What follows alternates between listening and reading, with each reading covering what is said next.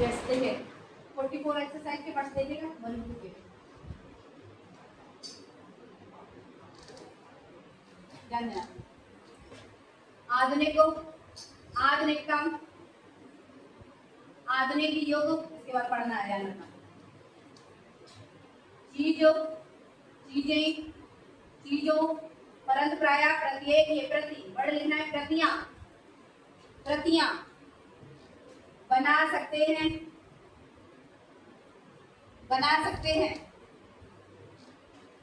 प्राचीन काल में पुस्तक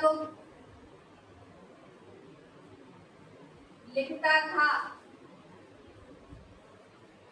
ग्रंथ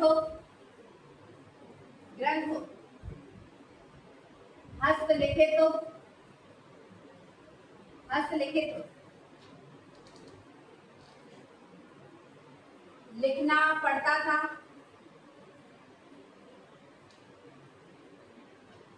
व्यय साध्य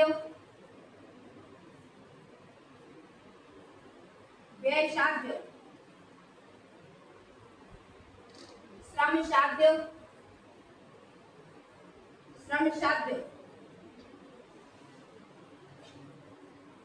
काम होता था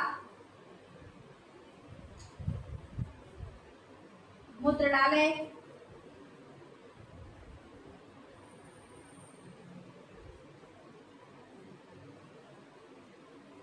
खेल सा हो गया है नाटककार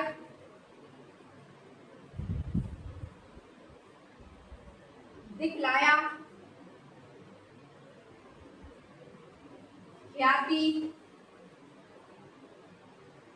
हुआ करती थी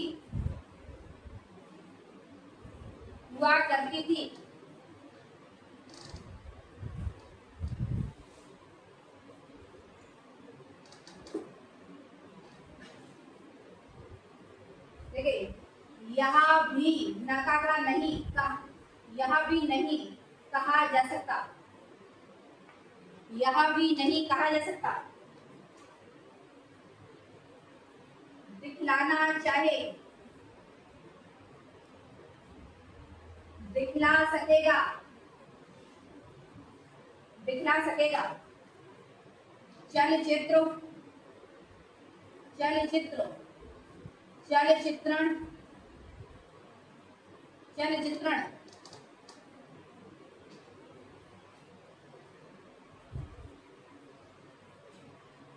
चलचित्रण साधारणतः फिल्म सा हो गया है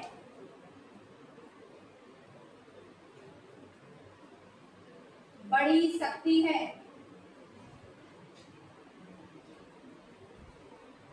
असीमित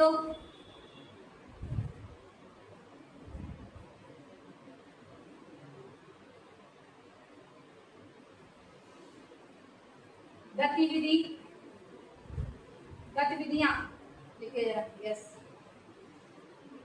महोदय हिंदी चिरकाल से ऐसी भाषा रही है जिसने शब्दों का उनके भिन्न देशों अथवा भाषा में उद्गम होने के कारण बहिष्कार नहीं किया। सच पूछिए तो सभी जीती जागती भाषाओं का यह एक गुण है कि वे अपने शब्द भंडार को बढ़ाने में हिचकती नहीं, चाहे शब्द किसी भी उद्गम का हो।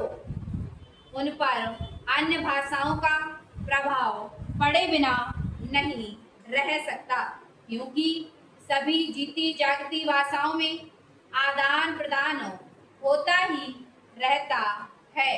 इसलिए जब हम हिंदी को भारत के लिए एक सार्वभौम भाषा बनाना चाहते हैं तो प्रादेशिक भाषाओं के शब्दों और मुहावरों के लिए भी द्वार खुला रखना चाहिए।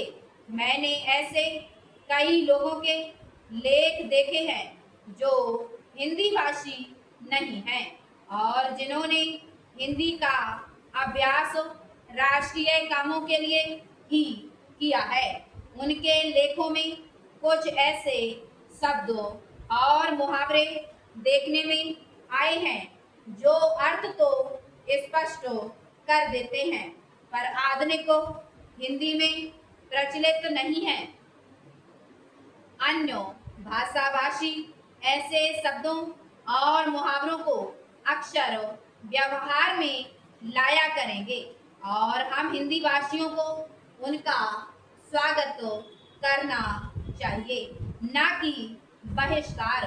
हिंदी सच्चे अर्थ में राष्ट्रभाषा तभी होगी जब भारत के सभी निवासी इसके साथ प्रेम करने लगेंगे और इसकी उन्नति में अपना गौरव मानने लगेंगे। यह भावना तभी उत्पन्न और परिपुष्ट हो सकती है जब वे यह समझने लगें कि हिंदी में कुछ उनकी भी अपनी देन है और हिंदी पर उनका भी कुछ अधिकार है। मैं समझता हूँ कि हमें इस भावना का स्वागत करना चाहिए और इससे डरना नहीं चाहिए। मैं तो यह भी मानता हूँ कि कहीं कहीं हमारे व्याकरण पर भी हिंदी भाषियों का प्रभाव पड़ेगा और हमको उससे भी नहीं डरना चाहिए। इसलिए मैं चाहता हूँ कि हिंदी भाषी और हिंदी संस्थाएं निष्प्रह भाव से हिंदी की श्री वृद्धि में लग जाएं, जिससे अन्य भाषाभाषी भी उसके विभिन्न प्रकार के साहित्य से परिचय पाने के लिए उसे सीखना आवश्यक समझें। जिस प्रकार आज कोई भी विद्वान आधुनिक विज्ञान से परिचय प्राप्त करने के लिए यूरोपीय भाषाओं का अध्ययन करना आवश्यक समझता है।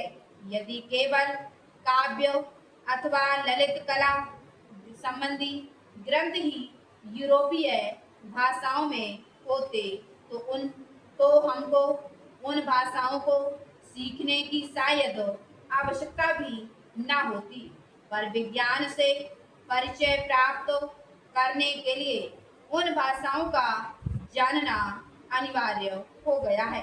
उसी प्रकार हिंदी भी इतनी समृद्ध होनी चाहिए कि आधुनिक विद्याओं को प्राप्त करने के लिए उसका जानना केवल पर्याप्त ही नहीं आवश्यक भी हो जाए तथा इस भाषा में मौलिक ग्रंथ भी लिखे जाएं, जिनको पढ़ने के लिए हिंदी भाषियों के लिए हिंदी सीखना आवश्यक हो जाए। जितनी बड़ी संख्या हिंदी जानने वालों की है उतनी बड़ी संख्या संसार की 2-3 भाषाओं की है, बोलने वालों की है। इसलिए यदि इतने लोगों में यह भावना उत्पन्न हो जाए कि वे हिंदी को संसार की भाषाओं में समुचित स्थान उपलब्ध कराना चाहते हैं तो हिंदी का गौरव बढ़ेगा। हिंदी का संकेत आगे की तरफ होगा ये, ठीक है? और दूसरा स्थान ऐसे लिखा जाएगा इस प्रकार। चलिए ठीक है।